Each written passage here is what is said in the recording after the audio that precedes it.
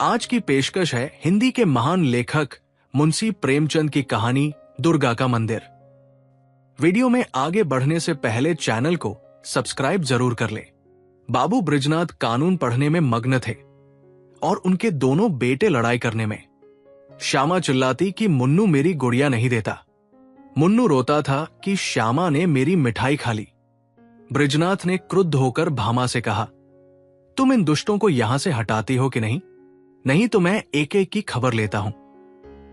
भामा चूल्हे में आग जला रही थी।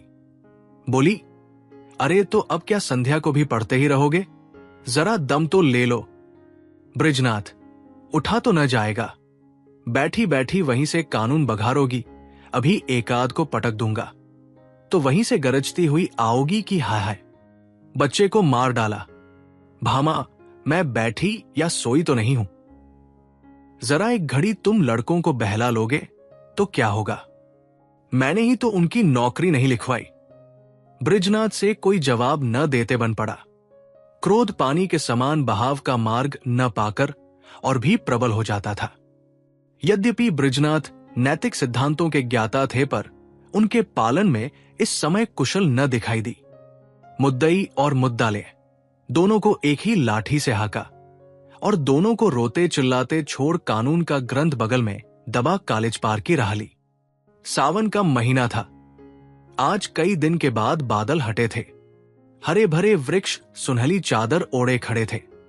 मृदु समीर सावन का राग गाता था और बगुले डालियों पर बैठे हिंडोले झूल रहे थे। बृजनाथ एक बेंच पर आ बैठे और किताब खोली। इस ग्रंथ की अपेक्षा प्रकृति ग्रंथ का अवलोकन अधिक चित्ताकर्षक था। कभी आसमान को पढ़ते थे, कभी पत्तियों को, कभी छा गई हरियाली को और कभी सामने मैदान में खेलते हुए लड़कों को। एकाएक उन्हें सामने घास पर कागज की एक पुड़िया दिखाई दी। मन ने जिज्ञासा की, आड़ में चलो देखें उसमें क्या है। बुद्धि ने कहा, तुमसे मतलब, पड़ी रहने दो। लेकिन जिज्ञासारूपी माया की जीत हुई। बृजनाथ ने जाकर पुड़िया उठा ली। कदाचित किसी के पैसे पुड़िया में लिपटे गिरे पड़े हैं। खोलकर देखा, सावरेन थे। गिना, पूरे 8 निकले। कौतूहल की सीमा न रही। बृजनाथ की छाती धड़कने लगी। 8 सावरेन हाथ में लिए सोचने लगे, इन्हें क्या करूं? अगर यही रख दूं तो न जाने किसकी नजर पड़े, न मालूम कौन उठा ले जाए। नहीं, यहां रखना उचित नहीं। चलो थाने में इतिला कर दूं और ये सावरेन थानेदार को सौंप दूं। जिसके होंगे वो आप ले जाएगा, या अगर उसको न भी मिले तो मुझ पर कोई दोष न रहेगा। मैं तो अपने उत्तरदायित्व से मुक्त हो जाऊंगा। माया ने पर्दे की आड़ में मंत्र मारना शुरू किया। वो थाने नहीं गए। सोचा, चलू भामा से एक दिल लगी करूं। भोजन तैयार होगा, कल इत्मीनान से थाने जाऊंगा। भामा ने सावरेन देखे तो हृदय में गुदगुदी सी हुई। पूछा, किसकी है? बृजनाथ, मेरी। भामा, चलो कही हो ना। ब्रज, पड़ी मिली है। भामा, झूठी बात। ऐसे ही भाग्य के बली हो तो सच बताओ, कहां मिली, किसकी है? बृजनाथ, सच कहता हूं, पड़ी मिली है। भामा, मेरी कसम। बृजनाथ, तुम्हारी कसम। भामा गिन्नियों को पति के हाथ से छीनने की चेष्टा करने लगी। बृजनाथ ने कहा, क्यों छनती हो? अत्मा लाओ, मैं अपने पास रख लूं। बृजनाथ, रहने दो, मैं इसका इतिला करने थाने जाता हूं। भामा का सुख मलिन हो गया। बोली, पड़े हुए धन की क्या इतिला? बृजनाथ, हां, और क्या, इन 8 गिन्नियों के लिए ईमान बिगाड़ दूं। भामा, अब तो सवेरे चले जाना। इस समय जाओगे तो आने में देर होगी। बृजनाथ ने भी सोचा, यही अच्छा है। थाने वाले रात को तो कोई कार्रवाई करेंगे नहीं। जब अशर्फियों को पड़ा ही रहना है, तब जैसे थाना वैसा मेरा घर। गिन्नियां संदूक में रख दी। खा पी कर लेटे तो भामा ने हंसकर कहा, आया धन क्यों छोड़ते हो? लाओ, मैं अपने लिए एक गुलूबंद बनवा लूं। बहुत दिनों से जी तरस रहा है। माया ने इस समय हास्य का रूप धारण किया।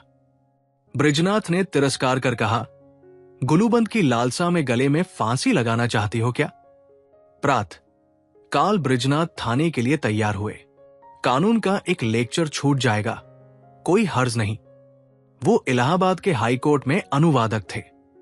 नौकरी में उन्नति की आशा न देखकर साल भर से वकालत की तैयारी में मग्न थे, लेकिन अभी कपड़े पहन ही रहे थे कि उनके एक मित्र मुंशी गोरेलाल आकर के बैठ गए और अपनी पारिवारिक दुश्चिंताओं की विगत राम कहानी सुनाकर अत्यंत विनीत भाव से बोले, भाई साहब, इस समय मैं इन झंझटों में ऐसा फंस गया हूं कि बुद्धि कुछ काम नहीं करती। तुम बड़े आदमी हो, इस समय कुछ सहायता करो। ज्यादा नहीं, 30 रुपए दे दो, किसी न किसी तरह काम चला लूंगा। आज 30 तारीख है, कल शाम को तुम्हें रुपए मिल जाएंगे। बृजनाथ बड़े आदमी तो न थे, किंतु बड़प्पन की हवा बांध रखी थी। ये मिथ्याभिमान उनके स्वभाव की एक दुर्बलता थी। केवल अपने वैभव का प्रभाव डालने के लिए ही वो बहुधा मित्रों की छोटी मोटी आवश्यकताओं पर अपनी वास्तविक आवश्यकताओं को निछावर कर दिया करते थे। लेकिन भामा को इस विषय में उनसे सहानुभूति न थी। इसलिए जब बृजनाथ पर इस प्रकार का संकट आ पड़ता था, तब थोड़ी देर के लिए पारिवारिक शांति अवश्य नष्ट हो जाती थी। उनमें इंकार करने या टालने की हिम्मत न थी। वो सकुचाते हुए भामा के पास गए और बोले, तुम्हारे पास 30 रुपए तो न होंगे? मुंशी गोरेलाल मांग रहे हैं। भामा ने रुखाई से कहा, मेरे पास रुपए नहीं। बृजनाथ, होंगे तो जरूर, बहाना करती हो। आमा, अच्छा, बहाना ही सही।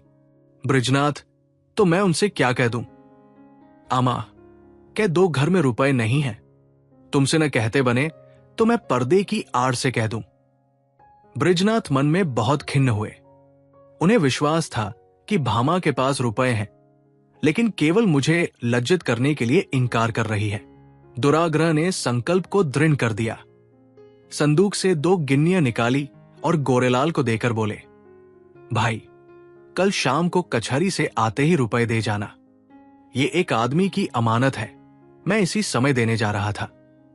यदि कल रुपए न पहुंचे तो मुझे बहुत लज्जित होना पड़ेगा, कहीं मुंह दिखाने योग्य न रहूंगा। गोरेलाल ने मन में कहा, अमानत स्त्री के सिवा और किसकी होगी? गिन्नियां जेब में रखकर घर की राह ली। आज पहली तारीख की संध्या है। ब्रजलाल दरवाजे पर बैठे गोरेलाल का इंतजार कर रहे हैं। 5 बज गए, गोरेलाल अभी तक नहीं आए। बृजनाथ की आंखें रास्ते की तरफ लगी हुई थी। हाथ में एक पत्र था, लेकिन पढ़ने में जी न लगता था। हर तीसरे मिनट रास्ते की ओर देखने लगते थे, लेकिन सोचते थे, आज वेतन मिलने का दिन है, इसी कारण आने में देर हो रही है, आते ही होंगे। 6 बजे गोरेलाल का पता नहीं। कचहरी के कर्मचारी एक एक करके चले आ रहे थे। बृजनाथ को कई बार धोखा हुआ।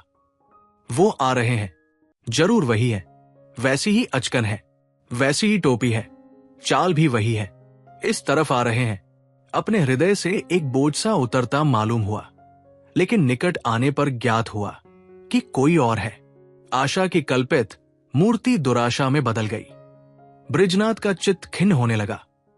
वो एक बार कुर्सी से उठे बरामदे की चौखट पर खड़े हो सड़क पर दोनों तरफ निगाहें दौड़ाई, कहीं नहीं। 2-3 बार दूर से आते हुए इक्के को देखकर गोरेलाल का भ्रम हुआ। आकांक्षा की उबलता। 7 बजे चिराग जल गए। सड़क पर अंधेरा छाने लगा। बृजनाथ सड़क पर उद्विग्न भाव से टहलने लगे। इरादा हुआ, गोरेलाल के घर चलूं। उधर कदम बढ़ाए, लेकिन हृदय कांप रहा था कि कहीं वह रास्ते में आते हुए न मिल जाएं, तो समझें कि थोड़े से रुपयों के लिए इतने व्याकुल हो गए। थोड़ी ही दूर गए कि किसी को आते देखा। भ्रम हुआ, गोरेलाल है। मुड़े और सीधे बरामदे में आकर दम लिया, लेकिन फिर वही धोखा, फिर वही भ्रांति। तब सोचने लगे कि इतनी देर क्यों हो रही है? क्या अभी तक वो कचहरी से ना आए होंगे? ऐसा कदापि नहीं हो सकता है। या तो उन्होंने कल आने का निश्चय कर लिया, समझे होंगे, रात को कौन जाए, या जानबूझकर बैठे होंगे, देना न चाहते होंगे। उस समय उनके गरज थी, इस समय मुझे गरज है। मैं ही किसी को क्यों न भेज दूं? लेकिन किसे भेजूं मन्नू जा सकता है, सड़क ही पर मकान है, ये सोचकर कमरे में गए, लैंप जलाया और पत्र लिखने बैठे, मगर आंखें द्वार ही की ओर लगी हुई थी। अकस्मात किसी के पैरों की आहट सुनाई दी। तुरंत पत्र को एक किताब के नीचे दबा लिया और बरामदे में चले आए। देखा, पड़ोस का एक कुंजड़ा तार पढ़ाने आया है। उससे बोले, भाई इस समय फुर्सत नहीं है, थोड़ी देर में आना। उसने कहा, बाबूजी, घर भर के आदमी घबराए हैं, जरा एक निगाह देख लीजिए। निदान बृजनाथ ने झुंझलाकर उसके हाथ से तार ले लिया और सरसरी नजर से देखकर बोले, कलकत्ते से आया है, माल नहीं पहुंचा। कुंजड़े ने डरते डरते कहा, बाबूजी, इतना और देख लीजिए किसने भेजा है। इस पर बृजनाथ ने तार फेंक दिया और बोले, मुझे इस वक्त फुर्सत नहीं है। 8 बज गए। बृजनाथ को निराशा होने लगी। मन्नू इतनी रात बीते नहीं जा सकता। मन में निश्चय किया, आप ही जाना चाहिए, बला से बुरा माने, इसकी कहां तक चिंता करूं। स्पष्ट कह दूंगा, मेरे रुपए दे दो। भलमनसी भले मानसों से निभाई जा सकती है, ऐसे भूतों के साथ भलमनसी का व्यवहार करना मूर्खता है। अचकन पहनी घर में जाकर भामा से कहा, जरा एक काम से बाहर जाता हूं, किवाड़ बंद कर लो। चलने को तो चले, लेकिन पग पग पर रुकते जाते थे। गोरेलाल का घर दूर से दिखाई दिया, लैंप जल रहा था। ठिठक गए और सोचने लगे, चलकर क्या कहूंगा। कहीं उन्होंने जाते जाते रुपए निकाल कर दे दिए और देर के लिए क्षमा मांगी तो मुझे बड़ी झेंप होगी। वो मुझे क्षुद्र, ओछा, धैर्यहीन समझेंगे। नहीं, रुपयों की बातचीत करूं ही क्यों। कहूंगा, भाई, घर में बड़ी देर से पेट दर्द कर रहा है, तुम्हारे पास पुराना तेज सिरका तो नहीं है। मगर नहीं, ये बहाना कुछ भद्दासा प्रतीत होता है, साफ कलई खुल जाएगी। ओह, इस झंझट की जरूरत ही क्या है, ये मुझे देखकर आप ही समझ जाएंगे। इस विषय में बातचीत की कुछ नौबत ही न आवेगी। बृजनाथ इसी उधेड़बुन में आगे बढ़ते जाते थे, जैसे नदी में लहरें चाहे किसी ओर चले, धारा अपना मार्ग नहीं छोड़ती। गोरेलाल का घर आ गया, द्वार बंद था। बृजनाथ को उन्हें पुकारने का साहस न हुआ, समझे खाना खा रहे होंगे। दरवाजे के सामने से निकले और धीरे धीरे चलते हुए 1 मील तक चले गए। 9 बजने की आवाज कान में आई।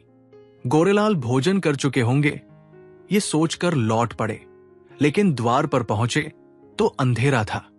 वो आशा रूपी दीपक बुझ गया था। 1 मिनट तक दुविधा में खड़े रहे, क्या करूं, अभी बहुत सवेरा है, इतनी जल्दी थोड़े ही सो गए होंगे। दबे पांव बरामदे पर चढ़े, द्वार पर कान लगाकर सुना। चारों ओर ताक रहे थे कि कहीं कोई देख न ले। कुछ बातचीत की भनक कान में पड़ी। ध्यान से सुना, स्त्री कह रही थी, रुपए तो सब उठ गए, बृजनाथ को कहां से दोगे। गोरेलाल ने उत्तर दिया, ऐसी कौन सी उतावली है, फिर दे देंगे। आज दरखास्त दे दी है, कल मंजूर हो ही जाएगी। 3 महीने के बाद लौटेंगे, तब देखा जाएगा। बृजनाथ को ऐसा जान पड़ा मानो मुंह पर किसी ने तमाचा मार दिया। क्रोध और वैराग्य से भरे हुए बरामदे से उतर आए।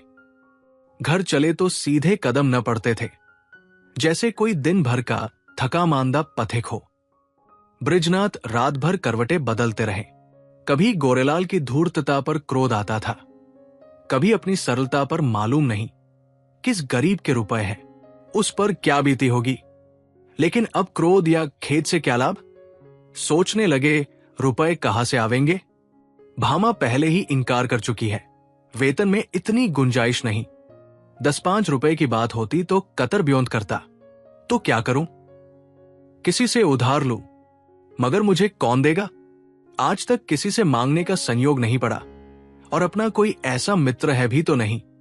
जो लोग हैं मुझी को सताया करते हैं, मुझे क्या देंगे। हां, यदि कुछ दिन कानून छोड़कर अनुवाद करने में परिश्रम करूं तो रुपए मिल सकते हैं। कम से कम 1 मास का कठिन परिश्रम है। सस्ते अनुवादक के मारे दर भी तो गिर गई है। हां, निर्दयी तूने वही दगा की, न जाने किस जम का बैर चुकाया, कहीं का न रखा। दूसरे दिल से बृजनाथ को रुपयों की धुन सवार हुई। सवेरे कानून के लेक्चर में सम्मिलित होते, संध्या को कचहरी से तजवीजों का पुलिंदा घर लाते और आधी रात तक बैठे अनुवाद किया करते। सिर उठाने की मोहलत न मिलती, कभी एक दो भी बज जाते। जब मस्तिष्क बिंदु शिथिल हो जाता तब विवश होकर चारपाई पर पड़ रहते। लेकिन इतने परिश्रम का अभ्यास न होने के कारण कभी कभी सिर में दर्द होने लगता, कभी पाचन क्रिया में विघ्न पड़ जाता, कभी ज्वर चढ़ाता। तिस पर भी वो मशीन की तरह काम में लगे रहते। भामा कभी कभी झुझलाकर कहती, अजी लेटे भी रहो, बड़े धर्मात्मा बने हो। तुम्हारे जैसे 10-5 आदमी और होते तो संसार का काम ही बंद हो जाता। बृजनाथ इस बाधाकारी व्यंग्य का उत्तर न देते। दिन निकलते ही फिर वही चरखा ले बैठते। यहां तक कि 3 सप्ताह बीत गए और 25 रुपए हाथ आ गए। ब्रजवात सोचते थे 2-3 दिन में बेड़ा पार है, लेकिन 21वें दिन उन्हें प्रचंड ज्वर चढ़ आया और 3 दिन तक न उतरा। छुट्टी लेनी पड़ी। शय्या सेवी बन गए। भादों का महीना था। भामा ने समझा पित्त का प्रकोप है, लेकिन जब 1 सप्ताह तक डॉक्टर की औषधि सेवन पर भी ज्वर न उतरा तब घबराई। बृजनाथ प्राय ज्वर में बकझक भी करने लगते। मामा सुनकर डर के मारे कमरे में से भाग जाती, बच्चे को पकड़कर दूसरे कमरे में बंद कर देती। अब उसे शंका होने लगती थी कि कहीं ये कष्ट उन्हीं रुपयों के कारण तो नहीं भोगना पड़ रहा है। कौन जाने रुपए वाले ने कुछ कर दिया हो। जरूर यही बात है, नहीं तो औषधि से लाभ क्यों नहीं होता। संकट पड़ने पर हम धर्म भीरू हो जाते हैं, औषधियों से निराश होकर देवताओं की शरण लेते हैं। भामा ने भी देवताओं की शरण ली। वो जन्माष्टमी, शिवरात्रि और तीज के सिवा कोई व्रत न रखती थी। इस बार उसने नवरात्र का कठिन पाठ शुरू किया। 8 दिन पूरे हो गए। अंतिम दिन आया। प्रभात का समय था। भामा ने बृजनाथ को दवा पिलाई और दोनों बालकों को लेकर दुर्गा जी की पूजा करने के लिए चली। उसका हृदय आराध्य देवी के प्रति श्रद्धा से परिपूर्ण था। मंदिर के आंगन में पहुंची। उपासक आसनों पर बैठे हुए दुर्गा पाठ कर रहे थे। धूप और अगरबत्ती की सुगंध उड़ रही थी। उसने मंदिर में प्रवेश किया। सामने दुर्गा की विशाल प्रतिमा शोभायमान थी। उसके मुखारविंद पर एक विलक्षण दीप्ति झलक रही थी। बड़े बड़े उज्जवल नेत्रों से प्रभा की किरणें छिटक रही थी।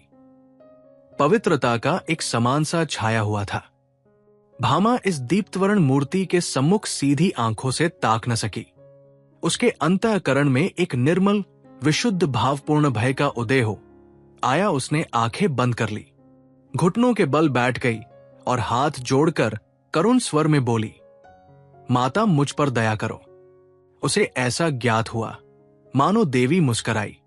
उसे उन दिव्य नेत्रों से एक ज्योति सी निकलकर अपने रूप में आती हुई मालूम हुई।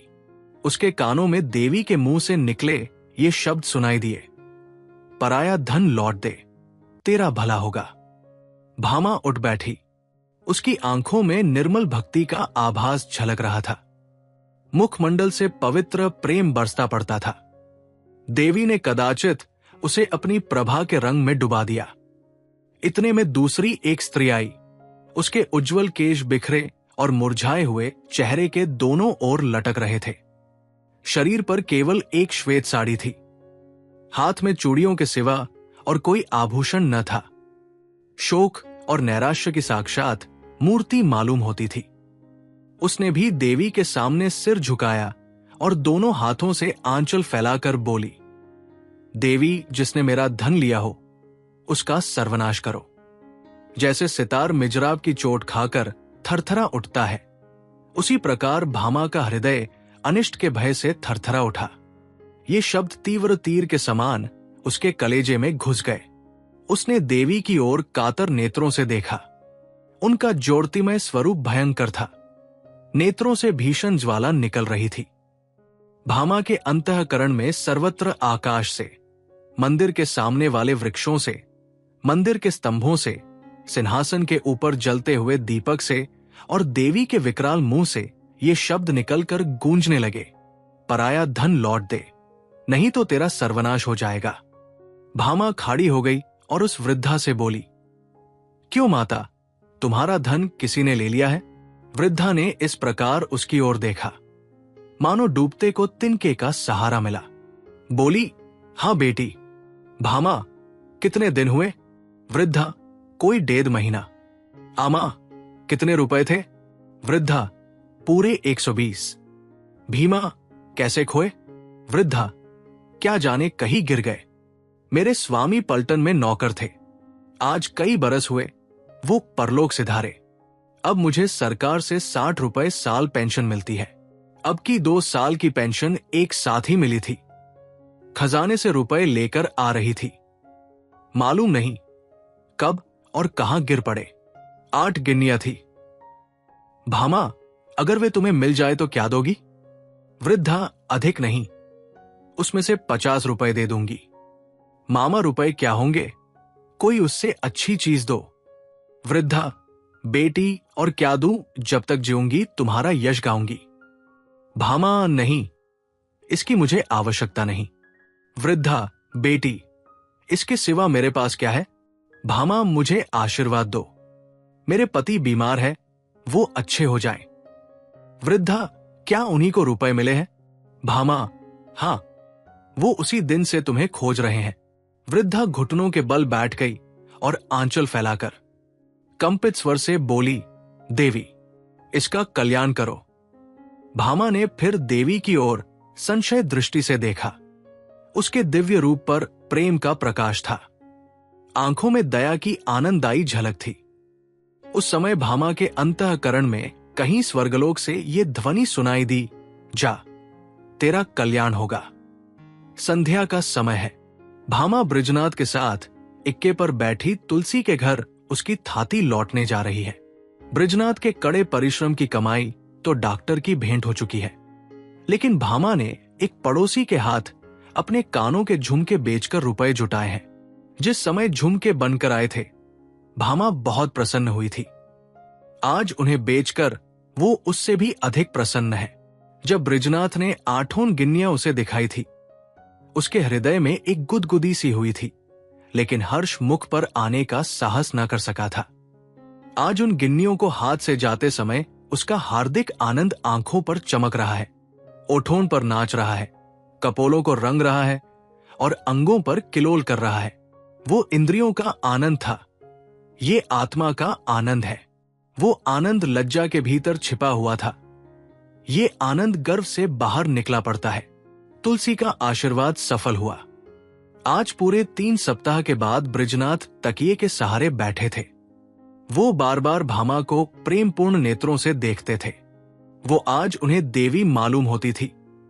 अब तक उन्होंने उसके बाह्य सौंदर्य की शोभा देखी थी, आज वो उसका आत्मिक सौंदर्य देख रहे हैं। तुलसी का घर एक गली में था। इक्का सड़क पर जाकर ठहर गया। बृजनाथ इक्के पर से उतरे और अपनी छड़ी टेकते हुए भामा के हाथों के सहारे तुलसी के घर पहुंचे। तुलसी ने रुपए लिए और दोनों हाथ फैलाकर आशीर्वाद दिया, दुर्गा जी तुम्हारा कल्याण करें। तुलसी का वर्ण विहीन मुख वैसे ही खिल गया जैसे वर्षा के पीछे वृक्षों की पत्तियां खिल जाती है। सिमटा हुआ अंक फैल गया, गालों की झुर्रियां सिमटी दीख पड़ी। ऐसा मालूम होता था मानो उसका कायाकल्प हो गया। वहां से आकर बृजनाथ अपने द्वार पर बैठे हुए थे कि गोरेलाल आकर बैठ गए। ब्रजलाल ने मुंह फेर लिया।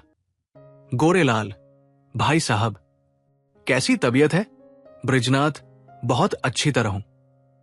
गोरेलाल, मुझे क्षमा कीजिएगा, मुझे इसका बहुत खेद है कि आपके रुपए देने में इतना विलंब हुआ। पहली तारीख ही को घर से एक आवश्यक पत्र आ गया और मैं किसी तरह 3 महीने की छुट्टी लेकर घर भागा। वहां की विपत्तिकता कहूं तो समाप्त न हो, लेकिन आपकी बीमारी का शोक समाचार सुनकर आज भागा चला रहा हूं। ये लीजिए, रुपए हाजिर है। इस विलंब के लिए अत्यंत लज्जित हूं। बृजनाथ का क्रोध शांत हो गया। विनय में कितनी शक्ति है। बोले, जी हां, बीमार तो था लेकिन अब अच्छा हो गया हूं। आपको मेरे कारण व्यर्थ कष्ट उठना पड़ा। यदि इस समय आपको असुविधा हो तो रुपए फिर दे दीजिएगा। मैं अब उऋण हो गया हूं। कोई जल्दी नहीं है। गोरेलाल विदा हो गए तो बृजनाथ रुपए लिए हुए भीतर आए और भामा से बोले, ये लो अपने रुपए। गोरेलाल दे गए। मामा ने कहा, ये मेरे रुपए नहीं, तुलसी के हैं। एक बार पराया धन लेकर सीख गई। बृजनाथ, लेकिन तुलसी के पूरे रुपए तो दे दिए गए। भामा, दे दिए गए तो क्या हुआ? ये उसके आशीर्वाद को न्यौछावर है। बृजनाथ, कान के झुमके कहां से आवेंगे? भामा, झुमके न रहेंगे, न सही, सदा के लिए कान तो हो गए।